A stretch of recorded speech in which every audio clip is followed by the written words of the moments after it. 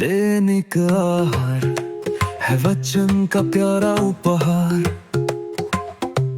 रोज का है ये आत्मा का पोषण संसार। हर शब्द में छुपी है ईश्वर की पुकार। आओ सुनो समझो जीवन में लाओ प्यार।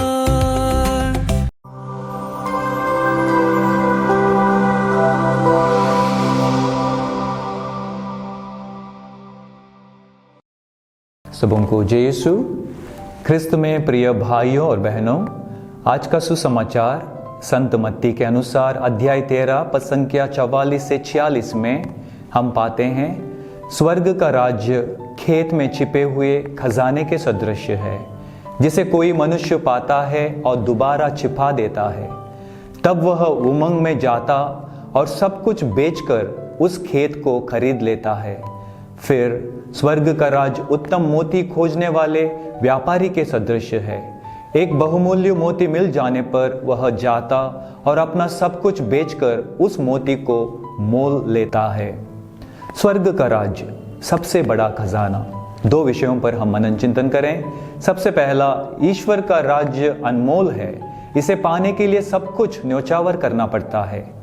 प्रभु यीशु दो दृष्टांतों के द्वारा यह समझा रहे हैं कि स्वर्ग का राज्य कोई साधारण वस्तु नहीं, बल्कि जीवन का सबसे अनमोल खजाना है।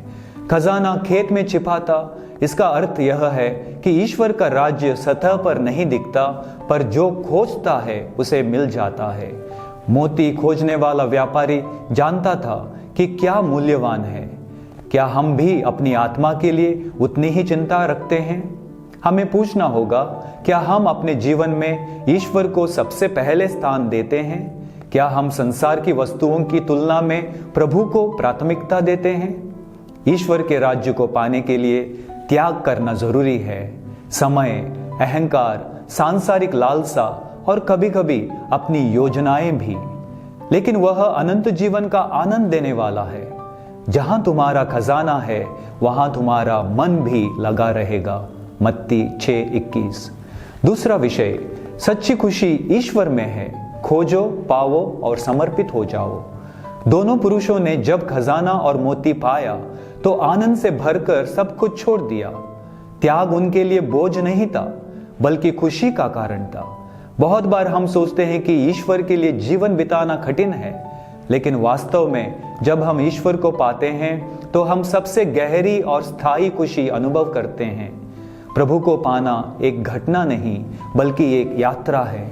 रोज का समर्पण, रोज की खोज, रोज का प्रेम। आज के युग में लोग खुशी की तलाश में इधर उधर भटकते हैं। धन, नाम, रिश्ते, सुख सुविधाएं। लेकिन सच्ची खुशी सिर्फ तब मिलती है जब हम ईश्वर को पा लेते हैं। जो मुझे ढूंढते हैं वे मुझे पाएंगे। सूक्ति ग्रंथ 8:17। अंत में प्रभु यीशु हमें बुलाते हैं कि हम उनके राज्य को खोजें, उसे प्राथमिकता दें और आनंद पूर्वक अपने जीवन को उनके लिए समर्पित करें।